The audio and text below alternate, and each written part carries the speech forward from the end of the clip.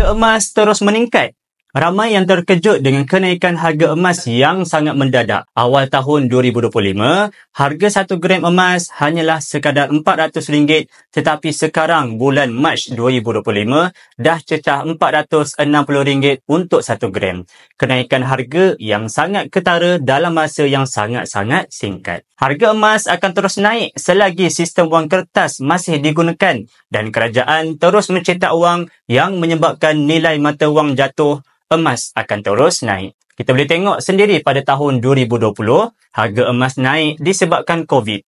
Selepas itu, masuk tahun 2022, 2023, harga emas terus naik akibat kesan post-COVID iaitu hyperinflasi. Dasar ekonomi yang kacau dan banyak bank-bank yang terpaksa gulung tikar. Hujung tahun 2023, kesan perang Rusia dan Ukraine dan kini ketegangan perdagangan China dan Amerika Syarikat serta konflik di Timur Tengah. Jadi, apa yang kita boleh belajar? Kita dapat lihat mata wang negara semakin jatuh terjejas akibat peperangan. Emas yang dianggap sebagai aset safe haven, stabil dan tidak terjejas oleh ketidakpastian ekonomi ataupun politik. Ketika ketegangan global meningkat, pelabur beralih kepada emas untuk melindungi kekayaan mereka. Jika Perang Dunia Ketiga benar-benar berlaku, kesannya boleh jadi sangat dahsyat. Jadi, nasihat pakar kewangan Tuan Azizi Ali, kurangkan simpanan dalam bentuk cash. Sebaliknya, lebihkan simpanan dalam bentuk aset emas fizikal. Simpan maksimum 3 bulan gaji dalam bentuk cash dan selebihnya tukar kepada emas fizikal.